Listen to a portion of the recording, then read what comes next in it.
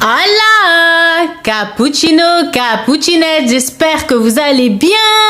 On se retrouve aujourd'hui pour une nouvelle vidéo, une nouvelle story time.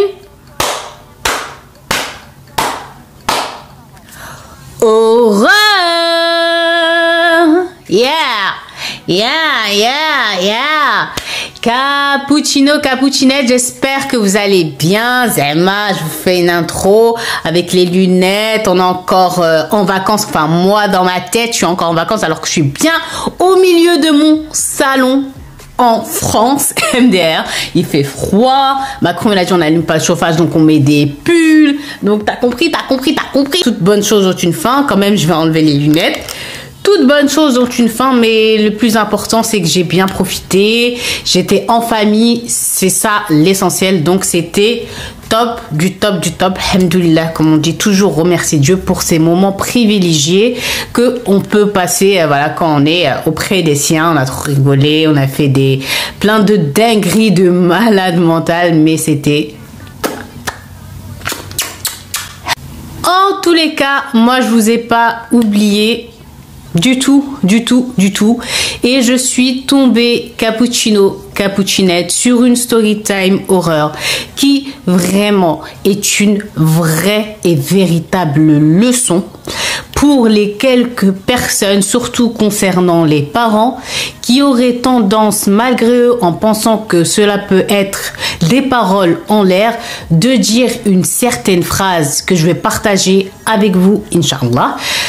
Vous allez voir que cette phrase, eh ben, elle a eu des conséquences très graves dans la vie des personnes là que je vais vous raconter. Mais juste avant, je voudrais régler juste deux petits points avec vous, mais vraiment en vitesse grand V. Premier point, pour ceux qui me demandent d'enlever mes musiques de fond, ma musique et tout ça, c'est non. Voilà, vitesse grand V. On va pas ouvrir un débat, c'est non de NON. Et pour le deuxième point, j'avais reçu un message d'une fille qui voilà, s'interrogeait pourquoi j'aimais raconter des histoires d'horreur, sorcellerie, HDV, etc. Elle trouvait ça bizarre. Bah, je sais pas, j'aime bien. C'est comme les gens qui aiment par exemple raconter des histoires de crimes. Dans leur YouTube, ils sont spécialisés dans ça. Moi, j'essaie de faire de tout, mais toujours des histoires. Donc voilà, je ne veux plus, et ce, par vos conseils à vous, eh bien, accorder du temps à ces personnes-là. Donc voilà, je vous donnerai pas de lumière. Même moi, j'en ai pas assez. Pourtant, là, j'ai une ring light, tu vois. Et je vais pas perdre mon temps. Moi, je suis quelqu'un du haut de mes 32 ans qui aime juste le bon mood, la bonne énergie, qui fait écouter des histoires, les traduire, les apprendre, les raconter avec vous, passer un moment avec vous. Quand je suis avec vous, j'ai l'impression d'être avec des amis, des potes, de la famille. Donc voilà, des débats et tout ça, moi j'aime pas ça. Déjà dans ma vie privée, je n'aime pas. Alors je vais pas les faire ici, on va dire en place publique. Non. Donc celui qui veut rester, encore une fois, marhaba, parce que sous la menace de si tu ne fais pas telle ou telle chose, je pars. Quitte-la, quitte-moi, je vais pas mourir si tu quittes. Quitte-moi, quitte-moi, mais je resterai toujours la même. Isis Cappuccino. Wallah, j'avais pas préparé. Je vais vous laisser le temps de vous préparer. Pour les plus courageux et courageuses d'entre vous, eh bien, je vous invite tout naturellement à éteindre vos lumières et à mettre vos écouteurs pour être vraiment dans l'ambiance, parce que cette histoire, elle mérite vraiment d'être ressentie, voilà, avec des grands frissons. Inch'Allah, j'espère bien la raconter et que vous allez kiffer. Et quant aux autres,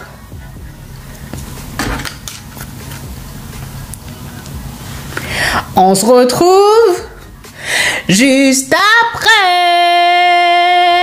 J'espère que vous êtes bien installés.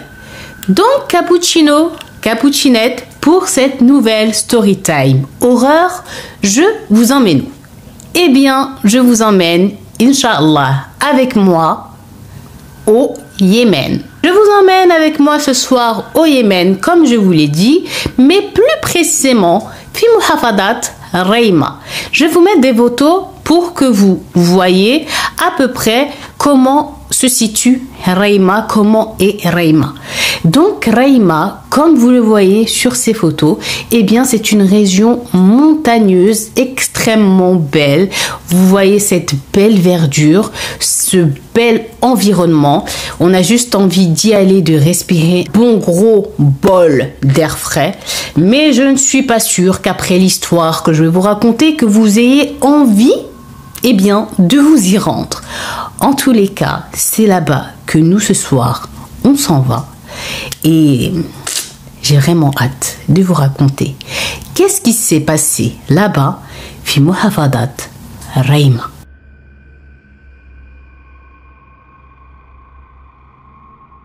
Juste avant que je commence à vous raconter le cœur de l'histoire, il faut une petite introduction à cette vidéo.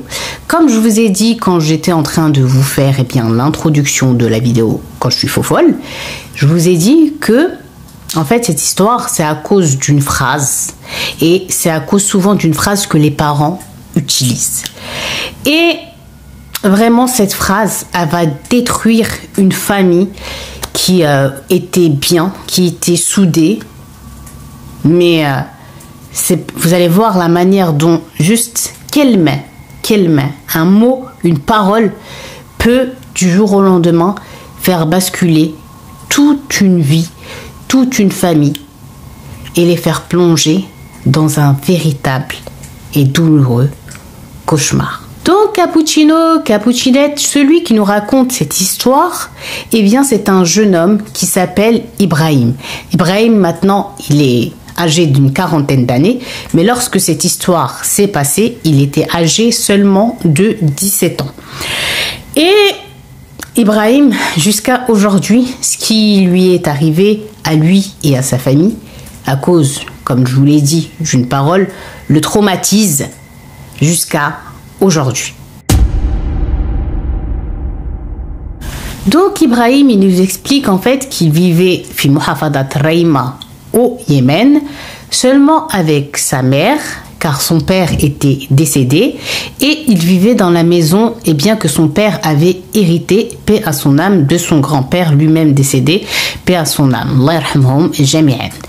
Et donc, cappuccino, cappuccinette, il faut savoir, il nous explique un peu comment voilà, Reima était et comment leur maison allait. Donc, il dit que Muhafadat Reima, Reima, le petit village de Reima, c'est comment? Eh bien, c'est plus un village où tu vas trouver soit des gens qui sont agriculteurs, soit des gens qui sont éleveurs. Voilà, ils vivaient là-bas que par la terre, l'agriculture, etc., etc.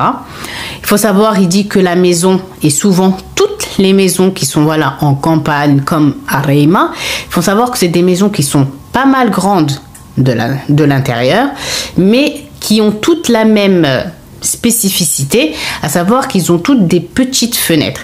Et pourquoi ils ont toutes des petites fenêtres? C'est parce que les anciens, quand ils construisaient leur maison, afin de préserver l'intimité de leur foyer, en fait, ils faisaient des toutes petites fenêtres pour que les gens, les passants qui passent à côté de leur maison, ne jettent pas un œil à l'intérieur de la maisonnée. C'était une forme de respect.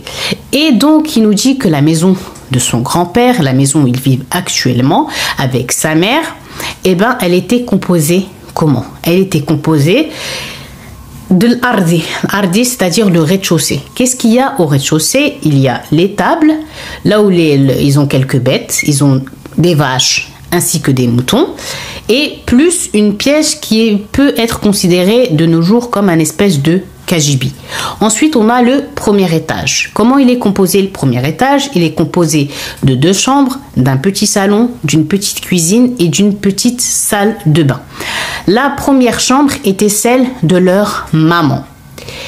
Et la deuxième chambre était celle de Ibrahim, de Wejdi, son premier frère âgé de 14 ans et de son frère Aissam âgé lors de cette histoire de 8 ans.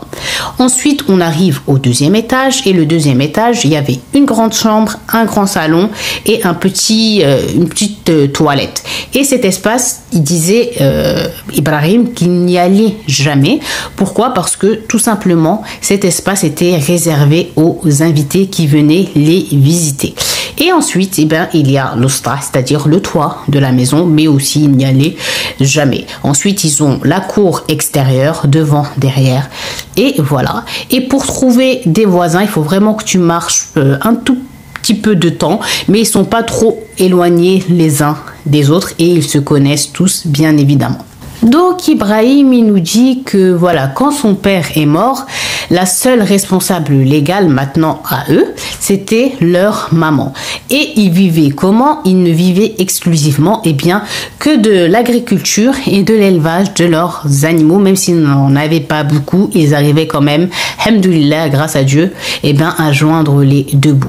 Donc Ibrahim, celui qui nous raconte l'histoire, lui, sa tâche première, c'était de s'occuper de la terre, de l'agriculture, et sa mère, avec son frère Wejdi de 14 ans et son petit frère de 8 ans, Aissam, avec leur maman, c'était quoi leur tâche? C'était d'aller emmener les bêtes paître dans les belles montagnes que je vous ai montrées en photo. Donc voilà, les tâches elles étaient réparties comme ça. Il est vrai, il nous dit Ibrahim, que c'était pas souvent que la maman allait avec ses enfants emmener paître les animaux. C'était plus en vérité la véritable tâche du frère de 14 ans, Wejdi, car il aimait être en compagnie des bêtes, être dans la nature, etc. Donc, comme nous le dit Ibrahim, tout se passait bien dans leur petite vie. Tout le monde savait les tâches qu'ils devaient effectuer, tout le monde acceptait, tout le monde s'entraidait et surtout l'amour et le respect étaient le cœur de cette famille. Mais il faut savoir pourquoi, en fait, aujourd'hui je vous raconte cette histoire.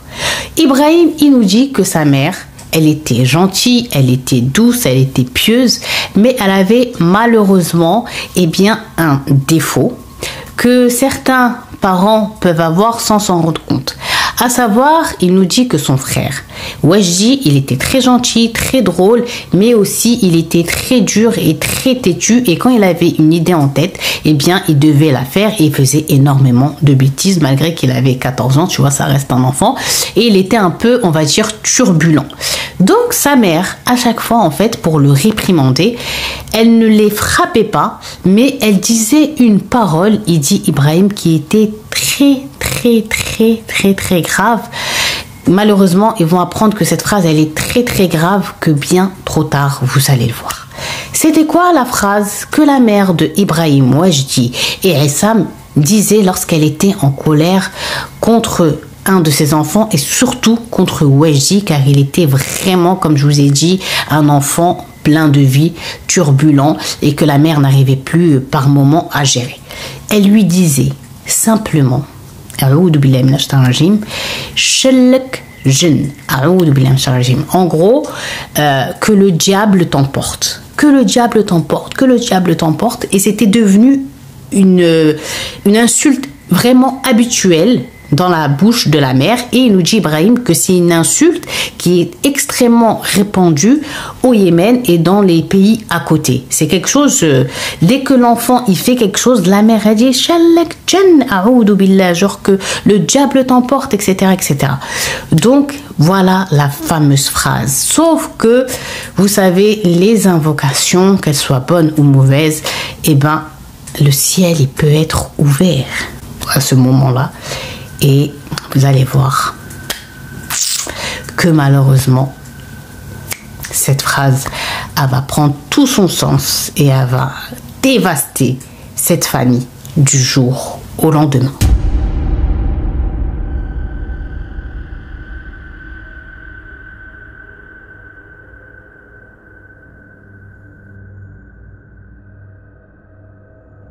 Donc Ibrahim, il nous dit que sa mère, elle n'était pas habituée quand son père, il était vivant, eh bien, à utiliser cette phrase, cette insulte envers eux, envers les enfants. Et il dit en fait que pourquoi elle va se mettre à utiliser cette phrase, c'est un peu aussi malgré elle, car voilà, il y a une année où elle est tombée vraiment dans la dépression et elle n'arrivait plus, elle était toujours sous pression, sous tension, elle avait tellement envie que ses enfants, voilà, ils réussissent, qu'ils ne manquent de rien, qu'elle était sous pression et la moindre contrariété, la faisait sortir de ses gonds et faisait que elle se mettait à insulter et à dire que le diable t'emporte comme ça de manière très très naturelle, et c'était surtout l'enfant du milieu Wajdi, 14 ans, et bien qui se mangeait cette insulte presque, qui dit Ibrahim H24. Donc Ibrahim, il a dit qu'il a ramené sa mère chez des médecins, chez des psychologues, etc. etc. Ils lui ont donné adouia, c'est-à-dire des médicaments pour que voilà, ses nerfs se détendent et qu'elle se sente bien et tout. Donc ils lui ont donné un traitement qui était censé, on va dire, la calmer. Et donc il dit Ibrahim qu'elle ne prenait pas tout le temps ce traitement, que les médecins ils disaient qu'il fallait qu'elle fasse des efforts aussi un peu d'elle-même pour pas s'habituer à ces médicaments-là. Voilà, qu'elle apprenne à passer outre, que c'était pas la peine de s'énerver toujours pour des choses même minimes, quoi. Et donc, elle avait dit, la mère à Ibrahim, qu'elle allait essayer. Mais malheureusement, c'était une habitude qui était maintenant ancrée en elle. Et comme je vous l'ai dit, elle disait que le diable t'emporte comme ça, de manière très, très banale. Donc, Ibrahim Capucinette, il nous dit que le jour où toute cette histoire horrible va arriver, eh ben, c'était comment? C'était un matin, il dit, comme tous les autres matins, c'était leur mère qui les réveillait afin que Ibrahim, celui qui nous raconte, aille s'occuper de la terre, de l'agriculture, et que Wajdi, comme ce jour-là la maman ne pouvait pas, ayant son fils de 8 ans, Essam, souffrant, aller faire paître les animaux, il fallait que ce soit que Wajdi qu'il y aille, elle voulait qu'il y aille à une heure bien précise.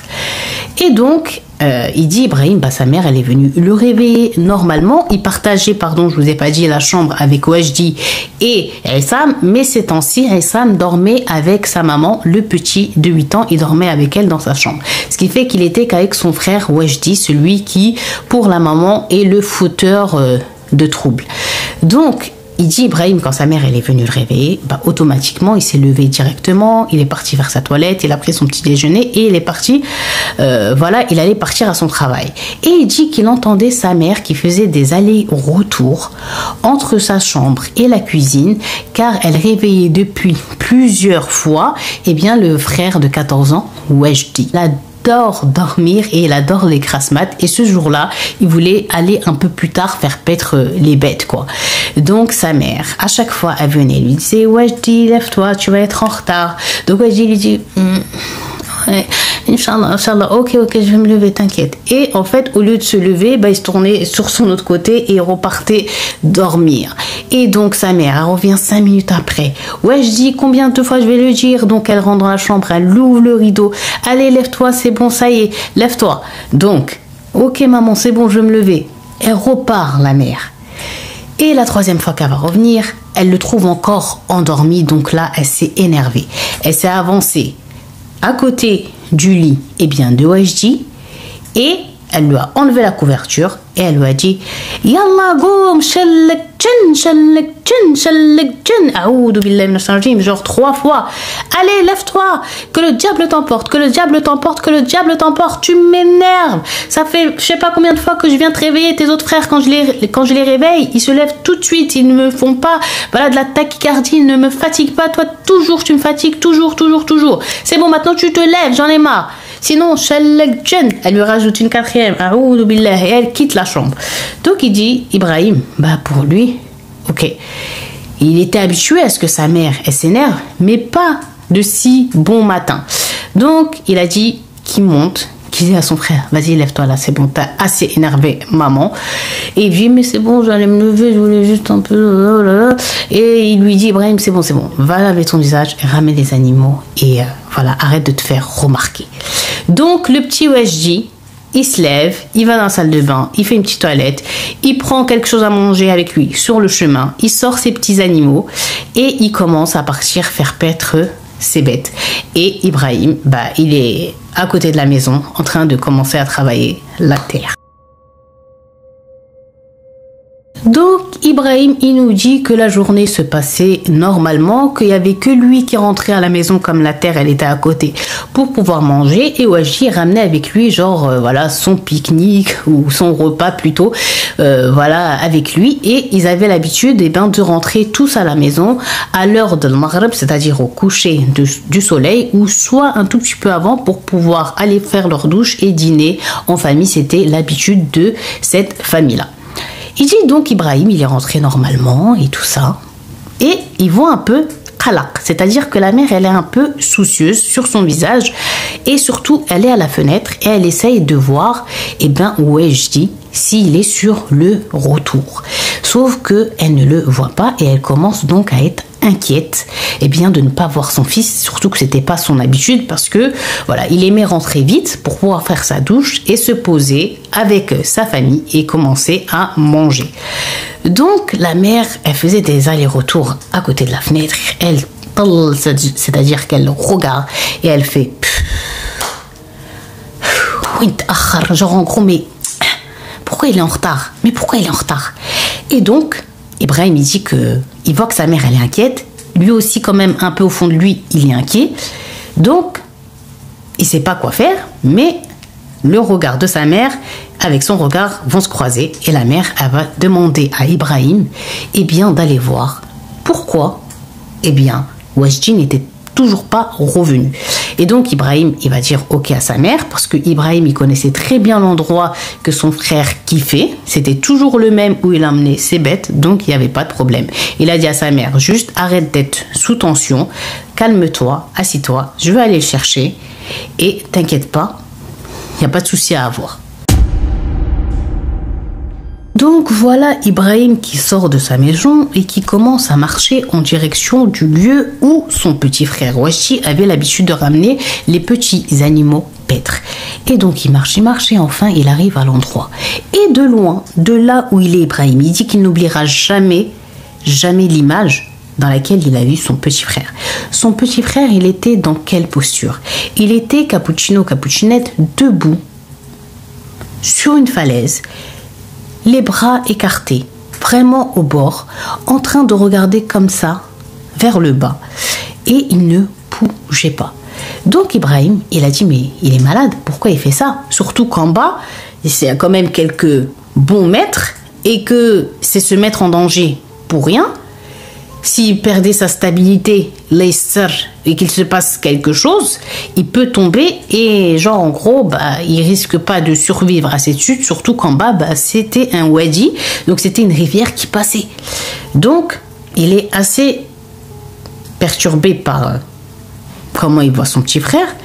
Donc, il dit qu'il commence à l'appeler, mais pas d'une manière violente pour pas le surprendre et qu'un mauvais passe-face et que son frère tombe. Donc, il commence à lui dire « Wajdi, Wajdi, Wajdi ». Mais il dit la manière dont il l'appelle, il n'est pas trop éloigné de lui. Donc son frère, au premier Wajdi, il aurait dû se retourner vers lui, le voir et venir vers lui.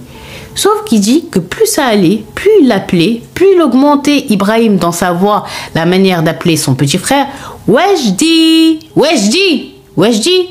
Et il voit que Wajdi ne bouge pas d'un iota, ni se retourne, ni fait un geste, rien. Nothing, well. Il reste dans la même posture que je vous ai mimé. Donc, Ibrahim, il commence tout naturellement à avancer vers son frère. Il veut savoir pourquoi, en fait, et qu'est-ce qu'il voit pour qu'il soit aussi loin dans ses pensées. Donc, Ibrahim, il marche, et arrive enfin à côté de son frère, et tout naturellement, lui met, mon frère, une petite tape pour que son frère revienne à lui. Sauf, il nous dit que à peine il a touché son frère, à peine, comme ça, pour le faire revenir à lui, que son petit frère Wajdi, yorma allé, c'est-à-dire qu'il s'est évanoui. Donc quand il s'est évanoui, Cappuccino, Cappuccinette, Ibrahim, il n'était pas prêt et surtout il était choqué de voir son frère évanoui, inconscient. Il n'a pas compris. Donc il a tenté de le réveiller, de le faire revenir à lui, mais il n'a pas réussi.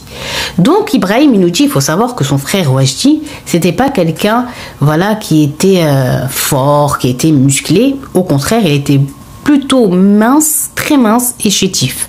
Donc, comme Ibrahim, celui qui nous raconte, lui, c'était le contraire, voilà, de Wajdi, il était grand en taille et assez baraqué, eh bien, il va tout naturellement prendre son frère à la ketfa, c'est-à-dire mettre son frère sur son épaule, tac, et avancer en direction de la maison afin que sa mère, elle, voilà, sache qu'est-ce qu'elle devait faire pour que Wajdi reprenne connaissance. Donc, il a mis son frère sur son épaule, il a mis les bêtes devant lui et il commençait à rentrer à la maison, sauf qu'un événement sur le chemin du retour, vraiment fou et scary, vraiment apeurant, va arriver à Ibrahim, le grand frère.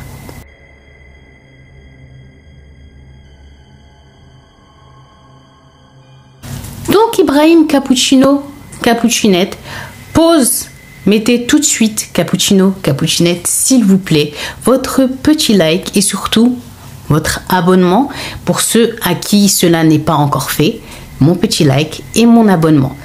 Donc Ibrahim, il est là, il marche en direction de la maison et son frère, comme je vous ai dit, à la quête faire. Son frère, il est sur son épaule et il marche. Là, il commence à sentir que plus il avance, plus en fait, on dirait son frère, il prenait du poids ou il devenait lourd et donc ça commençait à lui faire mal. Bon, il s'est dit, bizarre. Et il marche. Et plus il marche, Cappuccino, Cappuccinette, plus, en fait, il commence vraiment à avoir mal et ça devient vraiment lourd.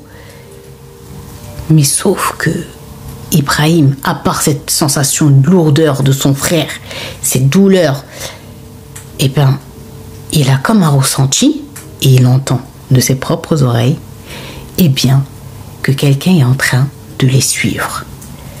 Enfin, c'était inhabituel parce qu'il n'y avait personne à ces heures-ci encore dehors dans leur village car tout le monde rentrait chez lui pour dîner en famille. Donc son cœur, il a commencé à battre et il ne savait pas quoi faire. Et la douleur, elle s'est encore intensifiée. Donc ce qu'il a voulu faire, tout naturellement, c'est prendre son frère et peut-être changer d'épaule pour que celle-ci, eh bien, peut-être se soulage.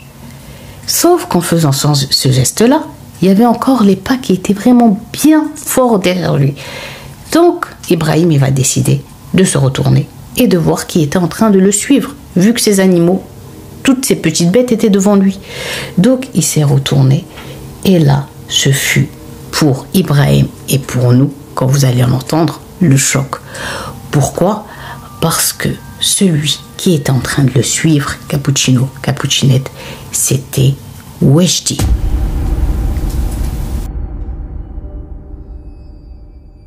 Donc Ibrahim, quand il a vu son frère, il a rien compris.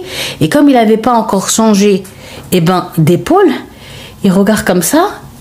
Et qu'est-ce qui était à la place de Wajdi, qu'il a pourtant pris de ses propres mains sur son épaule? Il nous jure, il dit sur Allah, sur mon épaule qui me faisait mal, qui prenait du poids, c'était un tronc d'arbre. Un tronc d'arbre. Donc quand il a vu ça, il l'a lâché et il a commencé à dire A'oudou billahi minash shaitanir rajim, que Dieu nous préserve du mal, que Dieu me protège, que Dieu me protège. Il a paniqué, il a regardé son frère, il a regardé ce tronc d'arbre, il n'a rien compris parce qu'il est sûr de lui que c'était son frère qui l'a pris, c'est son frère qui s'est évanoui, c'est un corps qu'il avait sur son épaule et non un tronc d'arbre, non un tronc d'arbre. Donc qu'est-ce qu'il a fait? Automatiquement, il a eu un doute. Il ne savait pas en fait si c'était son frère ou si c'était quelque chose en face de lui qui avait pris l'apparence de son petit frère. Donc tout naturellement, il a lâché son petit frère, le tronc d'arbre et les bêtes. Et il a commencé à courir en hurlant A'oudou billahi minash shaitanir rajim, que Dieu nous préserve du mal, jusqu'à sa maison.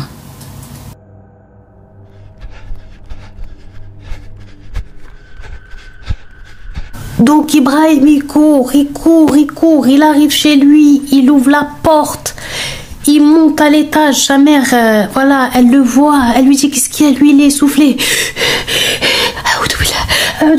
Il regarde partout, sa mère elle lui dit mais qu'est-ce qui se passe. Donc Ibrahim, tout naturellement, il va lui raconter, je suis parti, tu m'as dit d'aller le récupérer, quand je suis arrivée je l'appelais, il m'a pas calculé et je me suis approchée, je l'ai touché pour le réveiller, je pensais qu'il était loin dans ses pensées et il s'est évanoui, donc je l'ai pris sur moi, tu sais, voilà, et je rentre, j'étais en train de rentrer, j'avais les bêtes et quand je me suis retournée, j'ai vu Weshti, c'est lui qui marchait derrière moi. Et quand j'ai vu, c'était pas lui que j'ai mis là, c'était un tronc d'arbre. Et il lui dit maman, je te jure, je te raconte pas des bobards. Et il lui dit regarde comment je tremble. Et il lui montrait trembler. Sa mère, elle l'a reculé.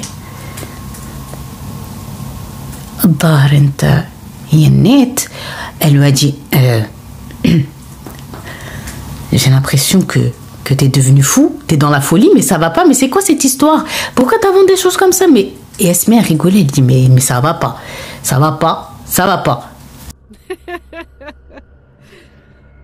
Et donc sa mère, elle lui dit arrête avec ces bêtises là, avec ton histoire inventée là qui tient même pas debout, et il est où ton frère? Et lui dit voilà, il était derrière moi. Donc la mère, elle dit à Ibrahim, celui qui nous raconte, bah, descends, viens, on va descendre, on va voir il est où. Et donc, il dit Ibrahim qu'ils étaient en train de descendre, les pêtres étaient en train de rentrer dans leur étable, et il sort de la maison, et il lui dit voilà, il est là. Et il voit Weshti, qui était debout, capucinette, au milieu de la cour de la maison, sous un arbre qui s'appelle Cédra, l'arbre de Cédra. Je ne sais pas si c'est cèdre en français. Si c'est pas ça, vous allez me corriger, je compte sur vous. Mais voilà, il est en train de contempler un arbre, mais d'une manière, il dit comme s'il n'était pas là, comme s'il était ailleurs. Il était émerveillé, il dit Ibrahim, par cet arbre-là, la tête vers le haut, en train de regarder l'arbre comme si c'était la première fois qu'il découvrait qu'ils avaient cet arbre-là dans la maison, alors qu'il dit qu'il était là avant même son grand-père. Donc, Ibrahim, celui qui nous raconte, il sent un truc chelou. La mère, elle a couru vers son fils Weshti pour savoir pourquoi il était en retard et c'était quoi l'histoire que son frère venait de lui raconter le concernant. Donc Capucinette, la mère de Ibrahim, Weshti et Essam, elle s'est avancée vers Weshti et elle lui a dit voilà, ton frère il m'a dit ça, il a dit ça, mais est-ce que t'est arrivé quelque chose? Est-ce que t'as ressenti quelque chose? Est-ce que t'as vu quelque chose? Est-ce que t'est arrivé quelque chose? Explique-moi, dis-moi, là je suis perdue, j'arrive pas. Et donc Weshti, quand il revient, lui, il écoute ce que sa mère elle lui dit et lui dit mais qu'est-ce que tu me racontes maman? Mais ça va pas ou quoi? C'est quoi cette histoire de malade là? Et donc, il rigole et tout, il sourit, il dit mais MDR, non, il n'y a rien, regarde, je suis normal, je suis bien, je suis comme d'habitude.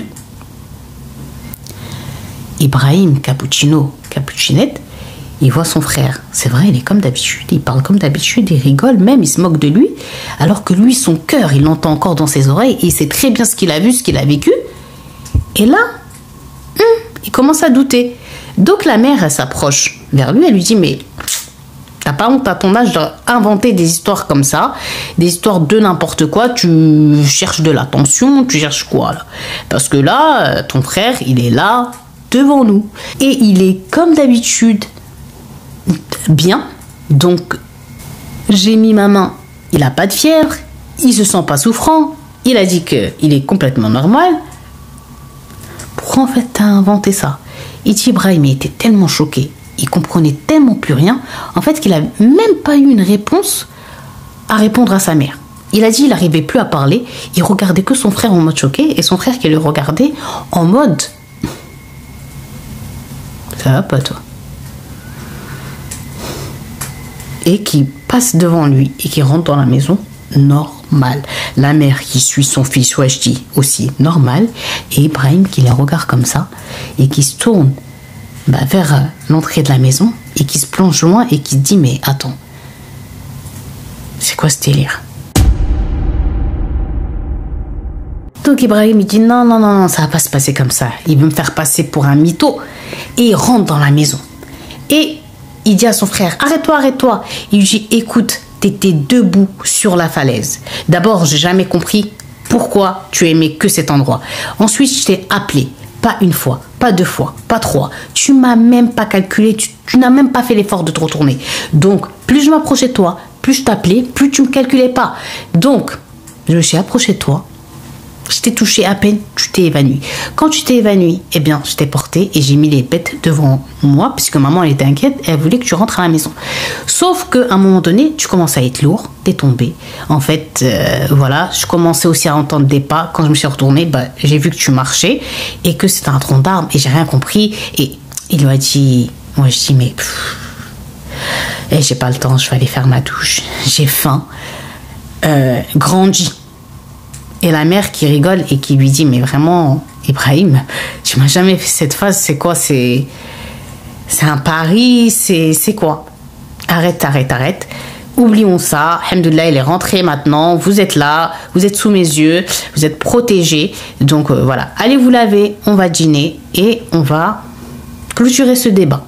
Donc Cappuccino Cappuccinette, il a dit Ibrahim, quand Wajdi a fini de prendre sa douche, il est venu au salon et c'était à son tour de faire sa petite douche, donc il est parti, il a dit quand il a mis l'eau là sur sa tête, Ibrahim, il est en train de réfléchir et il a dit peut-être,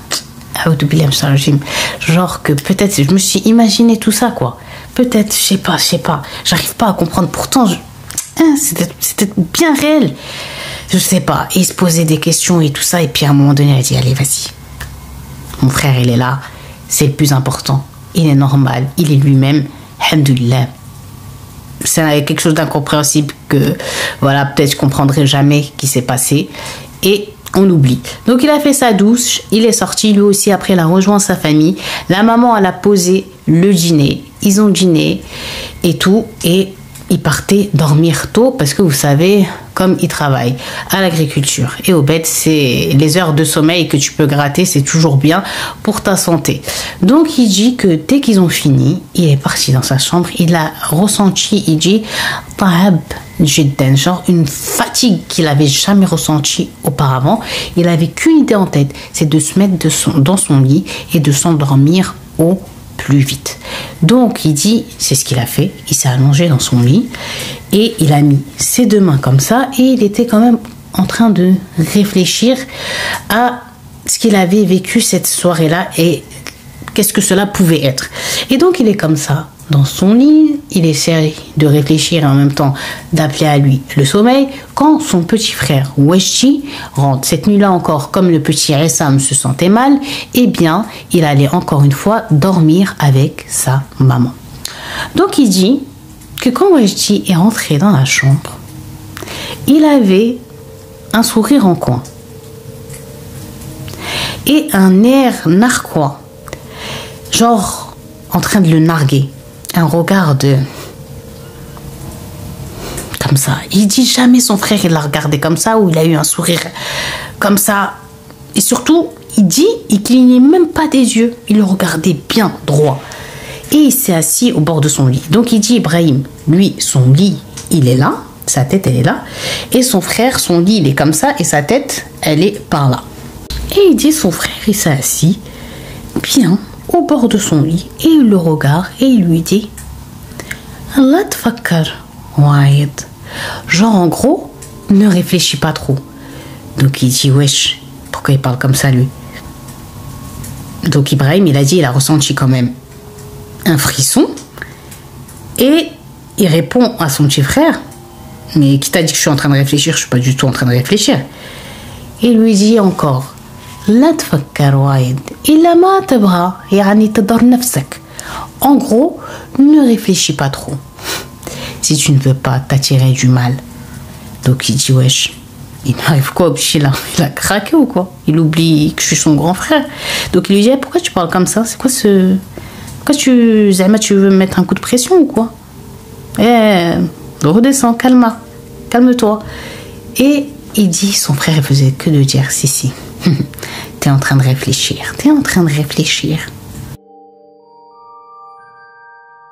Parce qu'Ibrahim, il dit, ouais, son frère, il a 14 ans, mais il n'a pas un vocabulaire comme ça, genre de ne pense pas trop, un peu philosophique et tout ça, jamais. Donc, il lui dit, je t'ai dit, je suis pas en train de réfléchir. Il lui dit, son petit frère, là, قاعد تفكر باللي صار شوي. En gros, il lui dit, si tu es en train de réfléchir par rapport à ce qui s'est passé il y a quelques heures, tu es en train de penser en fait au démon que tu as pris sur l'épaule et qui s'est transformé en tronc d'arbre. Et après, le fait que je n'ai pas affirmé devant maman que c'était vrai. Donc Ibrahim Cappuccinette est choqué. Il dit, quoi? Ah!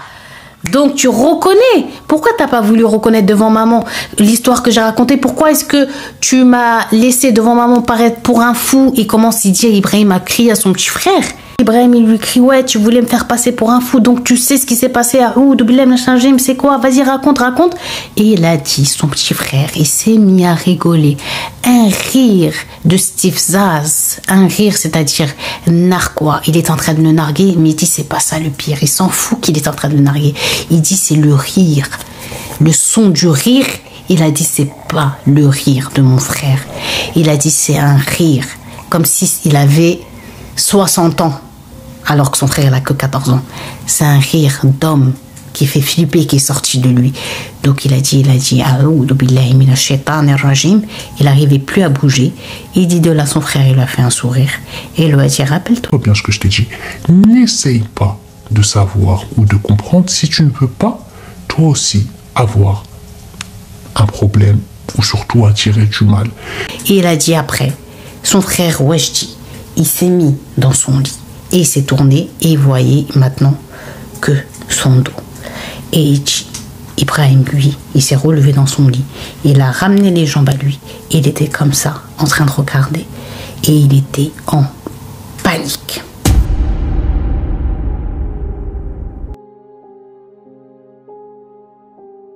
Donc il dit que là, comment, en fait, le sommeil ne l'a pas quitté. Il a dit tout de suite, il n'a plus eu envie de dormir. La fatigue qu'il ressentait, toute cette fatigue-là s'est transformée en peur et que c'était impossible pour lui, après comment son frère s'était comporté, mais bien de dormir, de fermer les yeux. Surtout, il dit qu'ils habitent en campagne et qu'il n'y avait pas l'électricité. Ils ne vivaient qu'aux lampes à huile et aux lampes torches. Donc il dit la chambre, elle était plongée dans l'obscurité. Lui, il a les yeux grands ouverts, avec le peu de lumière. Comme je vous ai dit, il faisait des constructions avec des petites fenêtres qui rentraient de l'extérieur via la lune et les étoiles. Il essaye au maximum, de surveiller son frère.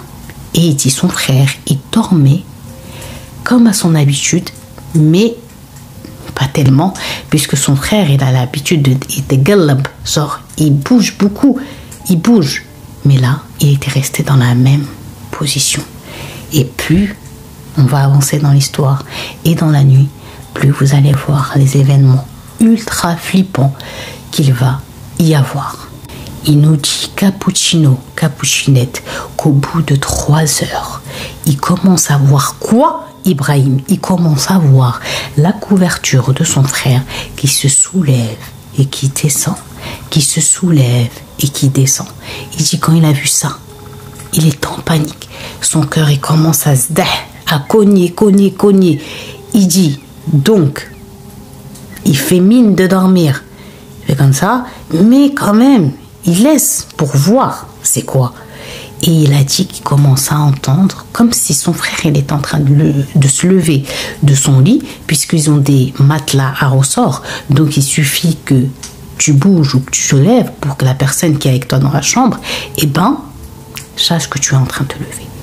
Et donc il dit qu'il voit son frère qui se lève, qui a un regard vide, tout droit, fixe, et qui commence, non pas, il dit Ibrahim, il est en panique, à venir vers lui, mais à sortir de la chambre en pleine nuit. Alors qu'ils ont des tables de chevet et que chacun et chaque membre de la famille a une lampe torche. Personne ne marche dans l'obscurité, dans la maison. Et là, Wajdi, il n'a pris aucune lampe. Donc il dit, il entend la porte de la chambre s'ouvrir, il fait toujours mine de dormir et il entend les pas de son frère qui s'éloigne dans la maison. Donc il dit, Ibrahim, une fois qu'il est sûr que son frère n'est plus à côté de la porte de la chambre, il se relève et il commence à regarder sa montre. Il voit qu'il est déjà presque 2h du matin, 2h15, et que son frère n'est toujours pas revenu dans la chambre. Donc Ibrahim Cappuccino-Cappuccinette, depuis la mort de son père, il prend le rôle d'homme et chef de la famille très très à cœur. Et malgré, il dit, la peur qu'il avait, l'incompréhension, il s'inquiétait pour son frère. Parce que même s'il était parti aux toilettes, il ne va pas rester 100 ans comme ça. Surtout que ce n'était pas quelqu'un, il dit, son petit frère Wajdi, qui se levait dans la nuit pour aller aux toilettes. Donc, il dit, bon, il va se lever, malgré lui, malgré la peur, pour savoir en fait, il arrive quoi à son frère, parce qu'il est tout de même inquiet, parce qu'il n'a pas l'air d'être lui-même. Donc il dit, il ouvre son tiroir, il prend sa lampe torche et il commence à s'avancer vers la porte de la chambre. Il sort comme ça sa tête et la lampe torche, il vise à gauche, il vise à droite et il voit pas son frère. Donc il dit, tiens, je vais aller voir s'il est aux toilettes. Il arrive aux toilettes, il frappe. Wajdi. Et il voit pas en bas de la porte. Eh ben, une lumière, il aurait pu prendre dans le couloir, dans la commode, la lampe torche, et aller avec aux toilettes. Donc, aucune réponse, il ouvre la porte, il vise comme ça, il voit qu'il n'y a personne dans la salle de bain.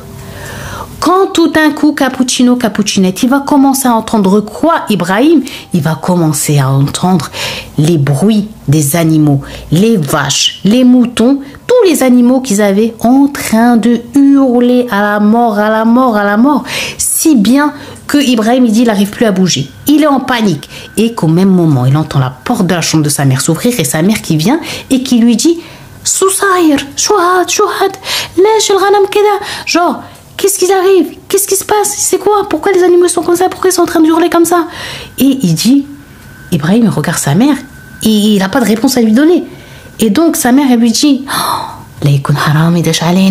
genre en gros, j'espère qu'il n'y a pas des voleurs ou un voleur qui est rentré pour nous voler nos bêtes. Il faut qu'on aille voir. Va voir, c'est toi l'homme. Genre en gros, va toi, descends, c'est toi qui es l'homme de la famille, quoi. Donc, il dit Ibrahim, à cet instant-là, il a regardé sa mère en gros. C'est moi, je suis l'homme de la famille, je vais aller voir. Donc il prend la lampe torche, il la vise comme ça, et il descend les marches qui mènent à l'étable, et les animaux, ils hurlent. Il arrive, il vise, il voit les moutons, ils sont en panique, il voit les vaches, elles hurlent et tout. Et il est là, il cherche, il dit, fi ahad, il y a quelqu'un, il vise. Quand il a vu quelque chose, il revient dessus. Et là, il se choque et il est bloqué. Pourquoi? Cappuccino-Cappuccinette, pourquoi Ibrahim il est bloqué? Et il tremble, et il n'y croit pas. Il essaye de reculer, il n'y arrive pas, ses jambes elles sont coupées, il dit. Pourquoi? Il voit son petit frère Wajdi qui est sur ses genoux, qui tient dans ses mains un mouton et qui est en train de manger ce mouton. C'est pas ça le pire. Si c'est le pire, c'est que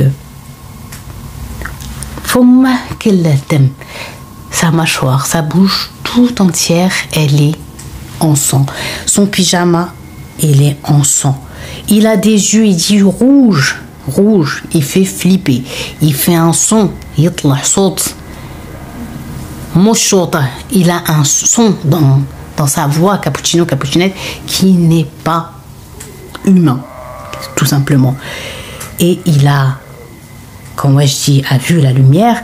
Il se relève de ce pauvre mouton qui est mort, qu'il a déchiqueté dans tous les sens, et il lui fait un sourire comme ça, de psychopathe, tout en tenant encore ce pauvre mouton qui venait de tuer.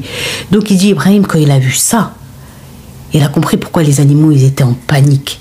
Et donc, ce qu'on aurait tous fait, Ibrahim va se mettre à hurler, hurler, hurler, si bien que sa mère, l'instinct maternel, va la faire descendre. Elle ne sait pas, elle, si c'est un voleur, quel danger il y a.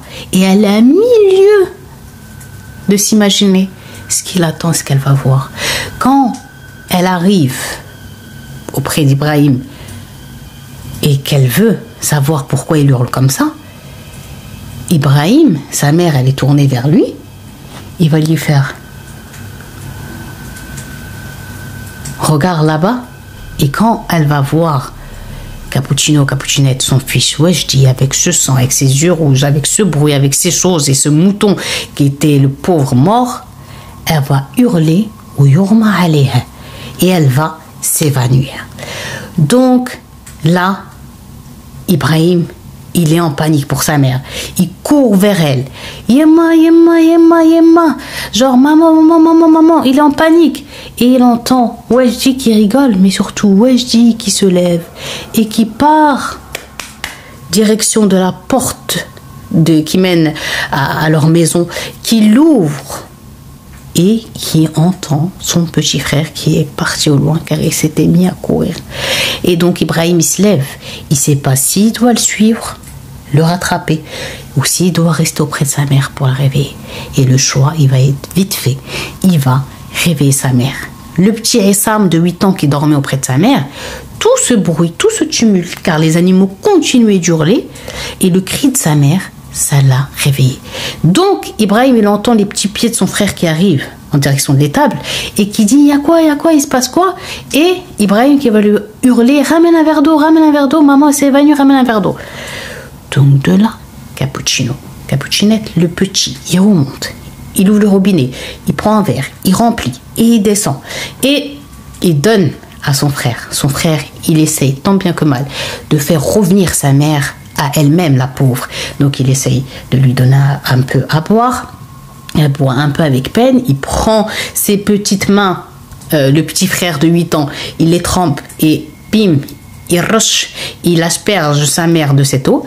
Et enfin la mère, elle revient à elle. De là, Cappuccino, Cappuccinette, quand la mère elle est revenue à elle, elle était en train de pleurer, en train de hurler, en train d'être miskina, vraiment pas bien. Ibrahim, il dit, il était là, mais il a encore cette image d'horreur et cette vision d'horreur devant lui. Il dit à son frère de ne pas regarder vers là où le mouton, voilà, il était mort, et voilà, de détourner son regard. Donc le petit il fait directement et la mère, elle voit que la porte, elle est ouverte. Donc elle regarde vite fait, elle ziote comme ça dans les tables, elle voit que son fils n'est plus là. Elle lui dit, tu sais quoi, mon fils, wallah al-adim, elle lui jure que ton frère, genre en gros, mon fils, tu sais quoi, je te jure que ton petit frère, il s'est fait posséder. Il est possédé. Qu'il y a un truc en lui. Cours, rattrape-le, ramène-le, va le chercher. Il dit de là, Ibrahim, quand sa mère elle a dit ça, il était en panique. Il n'avait pas du tout envie de sortir dehors, dans un lieu dans lequel ils habitaient, sans éclairage extérieur, sans rien.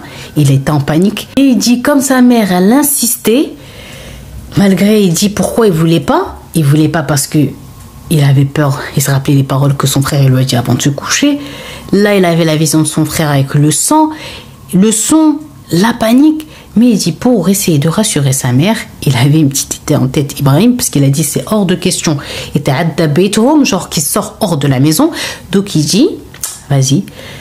Il marche, il ouvre la lampe torche et il regarde comme ça dans la maison.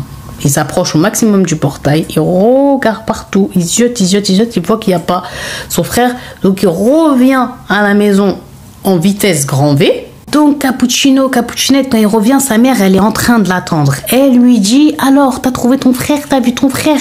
Il dit, non, je te jure, je me suis approché et tout, je l'ai pas vu, mais tu sais quoi? On va laisser la porte ouverte et Inch'Allah, il va revenir de lui-même, on va monter, on va l'attendre à l'étage. La mère, elle a dit, ok. Donc il commence à monter à l'étage, Cappuccinette, ils sont les trois à l'étage. Quand ils voient et ils entendent la porte de la chambre, de Ibrahim qui est en train de s'ouvrir et ils voient une lumière sortir de là et quelqu'un qui tient une lampe torche. Et quand ils ont visé avec leur lampe torche pour voir qui était en train de sortir de la chambre, de Ibrahim et de Wejdi, sa mère et Rissam, ils ont un mouvement de recul, ils sont en panique. Ils se serrent tous, ils se regardent tous, ils sont dans l'incompréhension. Pourquoi ? Parce que celui qui est en train de sortir de la chambre Cappuccinette, c'est Wejdi. Et non, Cappuccinette, on n'est pas en train de rêver ou d'entendre mal. Que Dieu nous préserve de toutes choses malveillantes et mal. C'est Wejdi qui voit devant lui. Et surtout, le pire, il dit Ibrahim, c'est que Wejdi, c'est comme si en fait on l'avait dérangé dans son sommeil et qu'il venait de se lever parce qu'il était entre éveillé et endormi. Et ce qui va les choquer encore plus, c'est quand il va dire à sa mère et à son frère, mais c'est quoi tous ces bruits? Pourquoi il y a tant d'agitation? Pourquoi les bêtes, elles sont si agitées? Il se passe quoi? De là, Cappuccinette, la mère, elle tire Ibrahim et elle lui dit dans l'oreille, t'inquiète, ça y est, je suis sûre, là je suis certaine. Ton frère il est possédé. Là je suis sûre et certaine, ton frère il est possédé. Et il dit Ibrahim, sa mère elle lui rajoute, tais-toi, ne parle pas, ne lui montre pas qu'on sait que c'est plus lui-même, qu'il n'est plus lui-même, tais-toi. Et demain matin, Inch'Allah, dès que le jour se lève, on prend ton frère, on le ramène chez l'imam, on le ramène chez le cheikh. Donc Ibrahim regarde sa mère et il dit ok. De là, la mère, elle dit à son fils Wejdi, non rien, en fait la porte avec le vent et la pluie, elle s'est ouverte, ça a claqué et les animaux ils ont eu peur, c'est pourquoi voilà, ils étaient agités et nous on criait parce qu'ils étaient en train de sortir, etc. Elle a inventé un mensonge comme ça et Wejdi il a dit ah ok. Donc de là la mère elle dit bon, il faut qu'on aille se recoucher. Elle prend son fils Issam de 8 ans.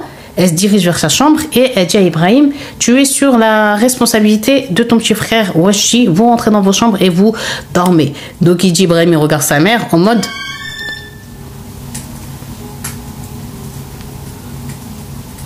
après tout ce qu'on a vécu, tu vas dans ta chambre et tu me laisses avec lui. Et sa mère elle lui a dit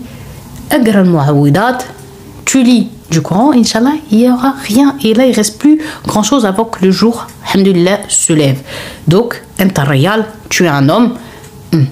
Il dit, Ibrahim, à cet instant, il n'était plus sûr d'être un homme, mais juste sûr qu'il était en panique et qu'il n'avait pas du tout envie d'être uniquement dans une pièce obscure avec son frère tout seul. Et surtout, il ne savait pas, au fond de lui-même, il se disait, est-ce que c'est bien son frère ou c'est quelque chose d'autre? Mais il a dit qu'il n'avait pas le choix. Sa mère avait déjà fermé la porte derrière elle avec son petit frère. Et il ne pouvait pas rester comme ça. Donc ils sont repartis dans la chambre. Il met Wejdi dans son lit. Il le court. Il lui dit, récite un peu de Coran que tu connais. Wejdi lui dit, ok.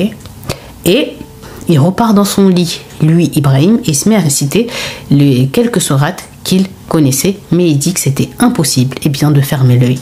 Il surveillait juste quoi? Par la fenêtre, que le jour se lève. Donc de là, Ibrahim, il remarque que ça y est, Wajdi, il s'est rendormi et il dit, alhamdoulilah, j'espère que rien d'autre ne va arriver et que que cette nuit, elle se finisse, Inch'Allah, convenablement dans le bien. Et il dit, il est là, il est assis, il peut toujours pas dormir, malgré qu'il est rassuré de voir son petit frère qui a l'air de dormir paisiblement.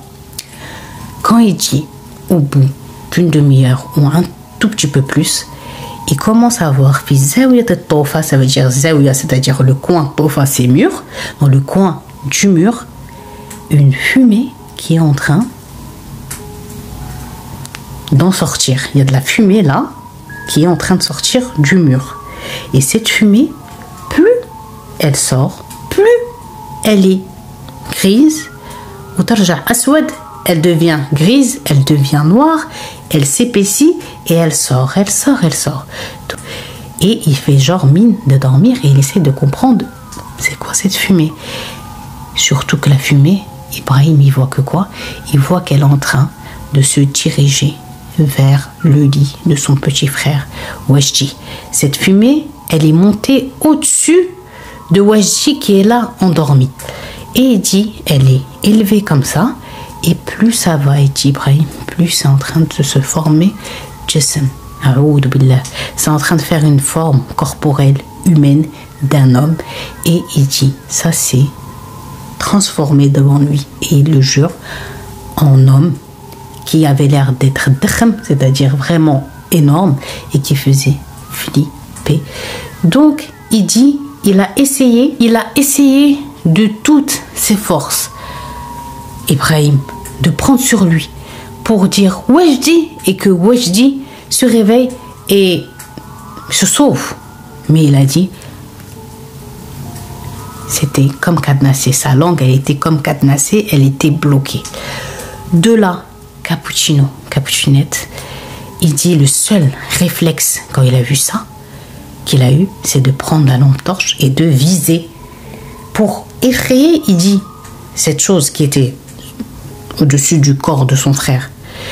Il dit, quand il a fait ça, Capucinette, il a visé, la chose, elle s'est retournée vers lui. Et il dit, il dit, il regrette, il ne sait pas pourquoi il a fait ça. S'il savait le visage qu'il allait voir.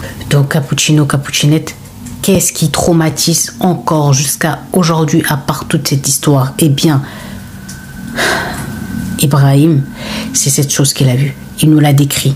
Il dit que cette chose, elle avait des yeux vraiment rouges qui font flipper, un regard mauvais, noir, et surtout un visage, il dit, vieux mais qui fait flipper. Il avait un rire, il dit, avec des dents tout petits, et il avait une particularité physique, c'est que cette chose, que Dieu nous préserve, elle avait des mains longues, des mains comme ça, très très longues, et il dit qu'elle l'a regardé et qu'elle rigolait, mais que voilà, le rire qu'il faisait et tout, c'était énorme, ça a envahi la pièce. Il dit, lui tremblait, il n'arrivait même pas, Ibrahim, à dire ni à enlever la lumière, il était vraiment bloqué. Il dit qu'ils se sont regardés avec cette chose pendant 10 secondes, et il dit ensuite la chose, elle s'est retournée, et c'est comme si il dit qu'il a vu ses mains descendre et prendre comme ça son frère, mais qui ne bougeait toujours pas, qui ne s'était pas réveillé, malgré voilà, la lumière, malgré le bruit que la chose elle faisait et tout, il n'a pas bougé, que les deux mains de la chose, elles sont parties en dessous du corps, du dos, genre de Wajdi, qui a eu quelque chose, il ne sait pas quoi, il n'a rien entendu, et que après la chose, elle a disparu. Quand la chose, elle a disparu, Capucinette, il a dit qu'il a mis au moins 10 secondes à revenir à lui, Ibrahim, et que c'est là qu'il a pu hurler, et qu'il entend que sa mère a ouvert sa chambre et que celle-ci était en train de venir en courant. Il entend la porte de la chambre s'ouvrir, elle est là. Elle lui dit, qu'est-ce qu'il y a? Qu'est-ce qui se passe? Elle court auprès de lui, de son lit. Il dit, il n'arrivait même pas à réciter du Coran, alors qu'il en connaît pas mal, à dire juste que Dieu le protège, que Dieu les préserve. Il n'arrivait à rien dire, et surtout à répondre à sa mère sur ce qui venait de se passer. Donc, Ibrahim, Capuchinette, il est resté bloqué en mode comme ça, vers le lit de son frère. Donc, sa mère, elle a décodé que il était sans doute arrivé quelque chose à Wajdi, et ce qui fait que Ibrahim, il est choqué et qu'il n'arrive pas à parler. Donc, sa mère, elle s'est levée auprès de Wajdi, elle est partie vers son lit. Et elle commence à le réveiller. Wajdi, Yibni, Wajdi, ça va. Sauf que elle appelle, et que le petit Wajdi ne répond pas, il n'y a aucune réaction. Donc, de là, la mère, elle commence à le secouer dans tous les sens, sauf que le petit Wajdi, encore une fois, ne réagit pas. Et la mère qui va se redresser, qui va regarder Ibrahim et lui dire « Mat, en gros, il est mort. » De là, Capuchinette, il dit Ibrahim, quand il a entendu sa mère dire « mort », il est revenu à lui. C'est comme si c'était la claque qui l'a fait revenir à lui-même. Donc il dit non, arrête, n'importe quoi. Et il court à côté du lit de son frère et il dit, il le bouge, mais il dit son corps à son frère qui était si mince, il était devenu dur et rigide. Et il l'appelle, Wajdi. Sa mère, elle le pousse. Wajdi, réveille-toi, s'il te plaît, arrête, ne me fais pas peur, ne fais pas ça, s'il te plaît. Il dit, elle faisait comme ça à ses yeux, mais la paupière, automatiquement, elle se ferme. Elle prend sa main et bim, elle tombe. Bon, là, ils étaient en panique et donc la mère Miskina, la pauvre, elle va se mettre à hurler, si bien que les voisins qui habitaient à côté de leur ferme, ont entendu les cris de la mère de Ibrahim, Wajdi et Essam retentir dans toute, on va dire, la vallée. De là, une maison, un fermier a entendu, et ce fermier, il s'entendait très bien avec la famille de Ibrahim.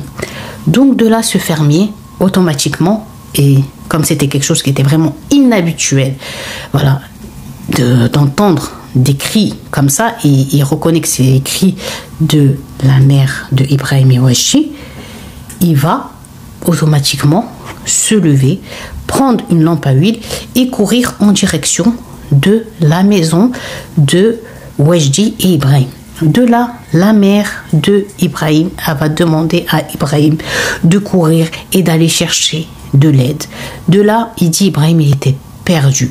Pour lui, son frère, c'est pas possible, il est pas mort, c'est pas possible, il est pas mort. De là, il court et quand il arrive en bas pour ouvrir la porte de la maison, il tombe sur le voisin. Quand il tombe sur le voisin, au début il est en panique et après il le reconnaît que c'est lui, et le voisin il était tout essoufflé et il dit Soussaïa, genre il se passe quoi, pourquoi ta mère écrit, c'est quoi ces cris, c'est quoi ces pleurs, il se passe quoi. Il lui dit Ibrahim, mon oncle, je crois que mon petit frère Wajdi est mort. Donc de là, Capuchinette, quand Ibrahim il dit ça au voisin, le voisin il est choqué, il dit comment ça il est mort, arrête de dire des trucs comme ça. Il est où? Donc Ibrahim il dit il est dans l'autre chambre. Il dit vas-y monte devant, comme ça tu dis à ta mère que je suis là. Donc Ibrahim il monte les escaliers et le voisin il est derrière lui et la porte elle était fermée de la chambre de Ibrahim et de Wajdi. Donc à travers la porte, Ibrahim il va dire à sa mère ya yemma ya ummi jarna huna. Genre en gros, maman, le voisin il est là, genre en gros si tu veux te couvrir parce que la maman elle était voilée. Et donc, c'est normal quand elle est dans sa maison, elle est pas voilée, elle était venue de la chambre sans son voile, donc en fait, elle a pris, comme on va dire un plaid, une couverture, elle s'est mise comme ça et elle a dit c'est bon. Ibrahim il ouvre la porte, il rentre, le voisin il rentre et le voisin il dit salam alaikum. Il dit à la mère de se calmer, que tout irait bien et tout. Il s'approche du petit, il commence à l'appeler Wajdi. Il commence à le tourner et il voit lui aussi qu'il est lourd et surtout maintenant qu'il était froid. Et donc il essaye et quand le voisin il comprend, ça y est, c'était mort, que Wajdi, 14 ans, paix à son âme, il est mort, Allah rahmou, il se lève, il a les larmes, il regarde la mère, il regarde Ibrahim. Il y avait le petit qui s'était levé de la chambre de la maman, mais qui était juste sa petite tête comme ça, du couloir en train de les regarder. et il leur dit Hadamallah ajurkum. En gros, toutes mes condoléances, que Dieu vous donne sabr, c'est-à-dire la patience pour cette douloureuse épreuve.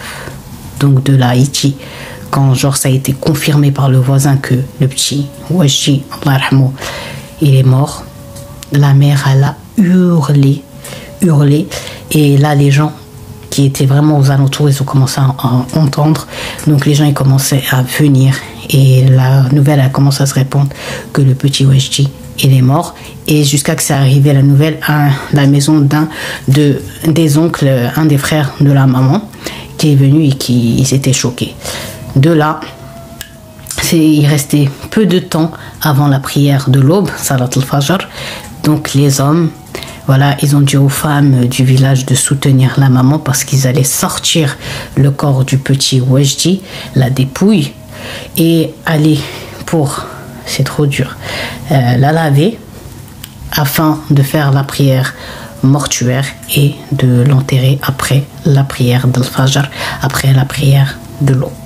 Donc Ibrahim Capucinette, il dit qu'il se rappelle trop bien les hommes quand ils ont pris le corps de son frère, qui sont descendus avec les hurlements de sa mère, les pleurs de son petit frère, ses pleurs à lui.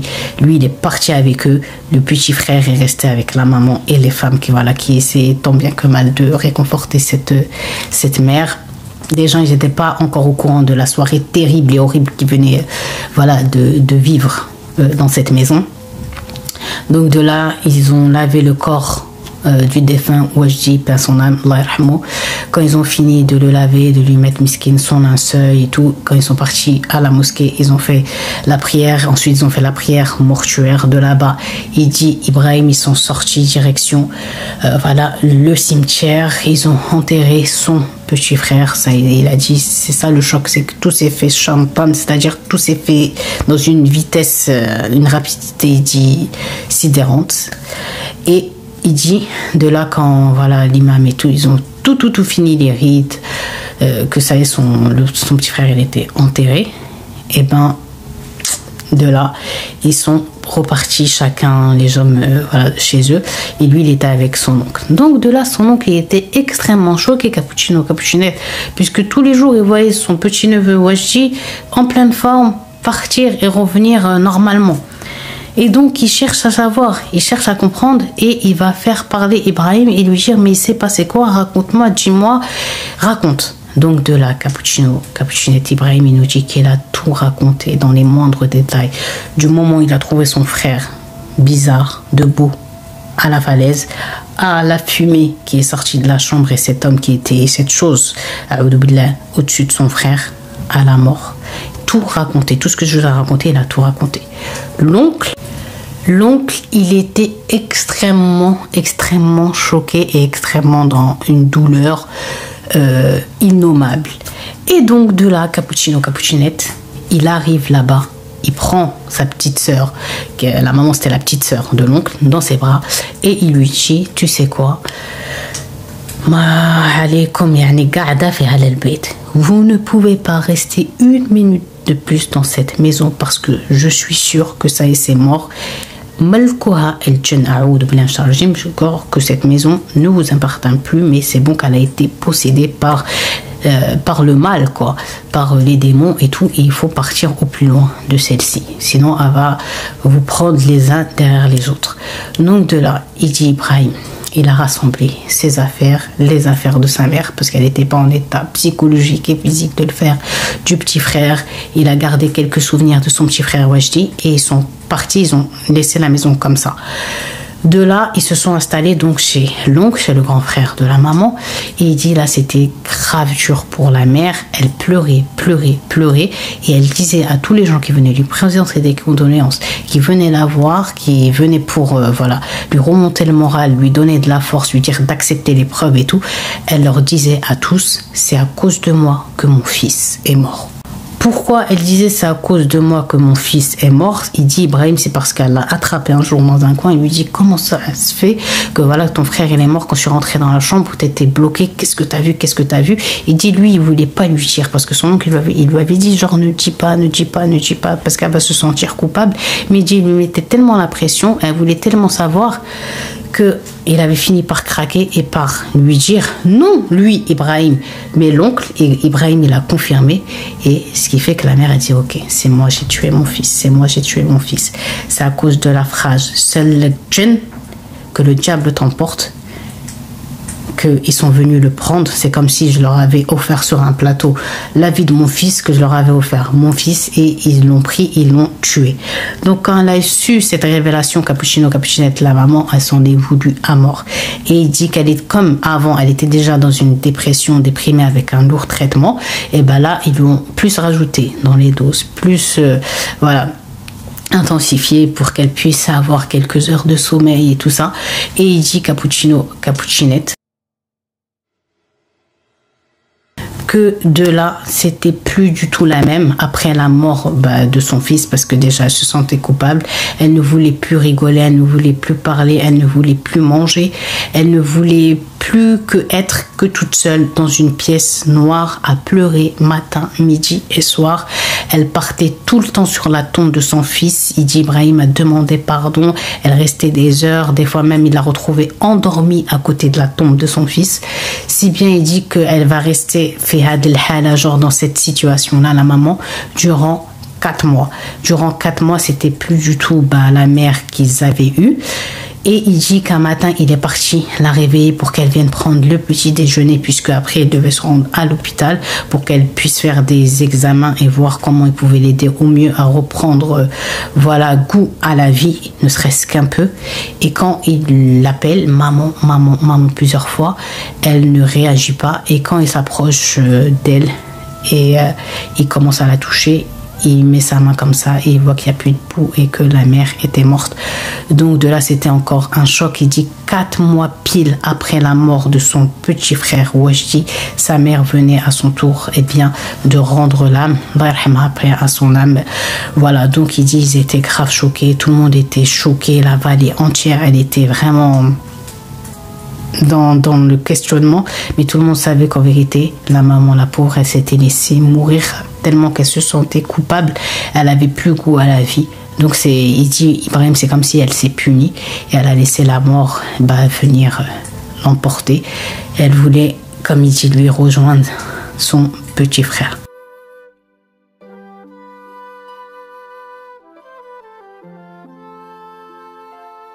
Ibrahim nous dit que maintenant, lui, il a grandi, qu'il s'est marié, qu'il a quitté la vallée, qu'il habite en ville, qu'il a eu 2 enfants, qu'il a eu un enfant garçon en premier qu'il a appelé Wajdi en mémoire de son petit frère, et qu'il a eu une petite fille en deuxième qu'il a appelée Myriam en hommage à sa mère, paix à leur âme.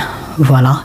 Et il dit que son petit frère Essam, le concernant, il l'avait pris avec lui quand il avait quitté la vallée, que maintenant il était un jeune adulte mais qu'il était encore dans les études et qu'il a habité avec lui, que tout se passait bien, qu'ils sont quand même traumatisés, que ce soit Essam, malgré son jeune âge qui avait que 8 ans lorsque cette histoire s'est passée, il a quand même encore beaucoup de flashbacks. Alors lui, il dit Ibrahim le concernant, c'est pire, mais que voilà, il espère que ça va aller avec le temps. Et il nous dit que concernant la maison, il faut savoir que depuis le jour où ils l'ont quitté, que des gens avaient tenté et essayé d'habiter là-bas, mais que en fait, ils quittaient la maison toujours au bout de 2-3 jours parce que celle-ci, l'oncle avait bien ressenti les choses, avait été habité par les forces du mal. Donc qu'est-ce qu'ils ont fait? C'est que comme il y avait un grand portail, ils ont fermé ce portail-là. Il y a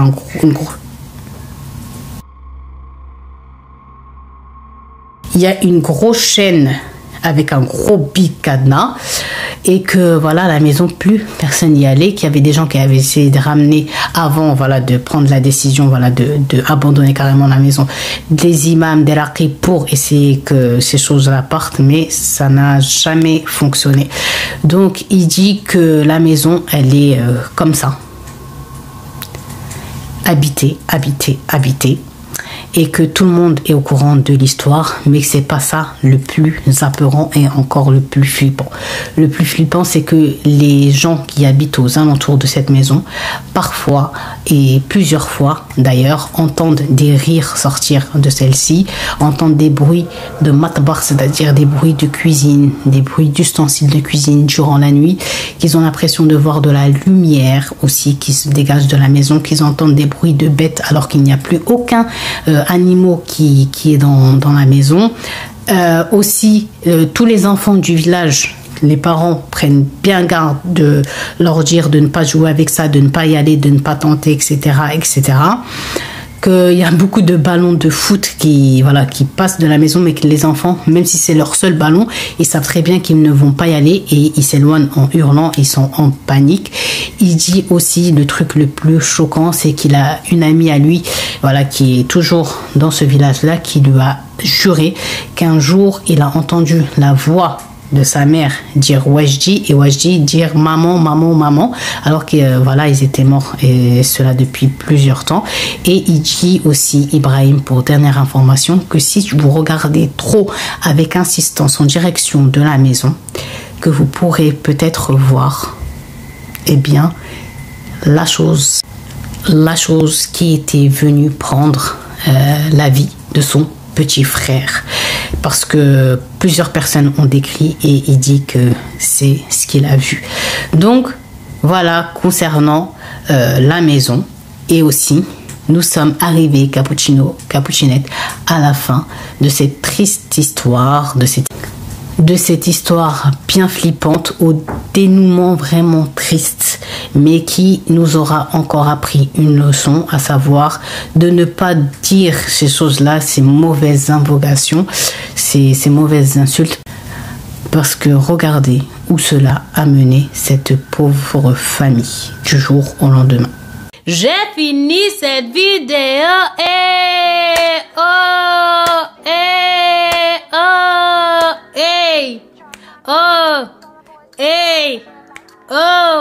Cappuccino, Cappuccinette, j'espère que cette storytime horreur vous aura fait frissonner.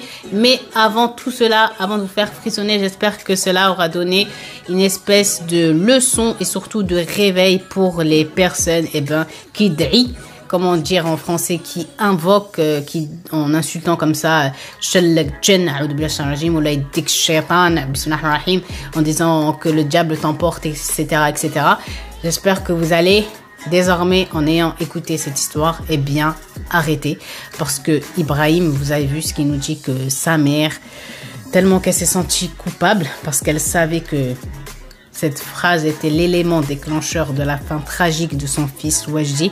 À la fin, elle aussi, tellement qu'elle s'en voulait, parce que c'est une situation irrattrapable, qu'elle s'est laissée, par la peine, à son tour, mourir. Donc voilà, Cappuccino, Cappuccinette, pour cette terrible et effroyable, mais horrifique histoire. Quand je l'ai écouté 2 fois de suite tellement j'étais choquée. J'ai déjà entendu quand je vais au Maroc en vacances, quand les cousins, cousines ou les tantes et oncles racontent des histoires qui font peur juste avant d'aller dormir. En plus, je sais pas pourquoi toujours avant d'aller dormir. Jamais en journée, subhanallah. Les gens, ils ont envie de vous raconter une histoire. Ils ont envie de vous raconter une histoire que quand, vous vous apprêtez à aller vous coucher. J'ai déjà entendu ce style d'histoire que Mskin Tallour le frère, parce que ses parents disaient, surtout les mamans qui visent comme ça là, c'est pas bon. Donc s'il vous plaît, ceux qui ont l'habitude de faire ça, arrêtez, dites plutôt Allah dit que en gros que Dieu t'apaise, que Dieu te calme, que Dieu que dans les choses bénéfiques, mais ne dites plus des choses comme ça, parce que on est à l'abri malheureusement de rien. Et vous avez vu du jour au lendemain ce qui leur est arrivé. En tous les cas, Cappuccino, Cappuccinette, si vous avez aimé regarder cette vidéo, je vous invite à écrire en commentaire.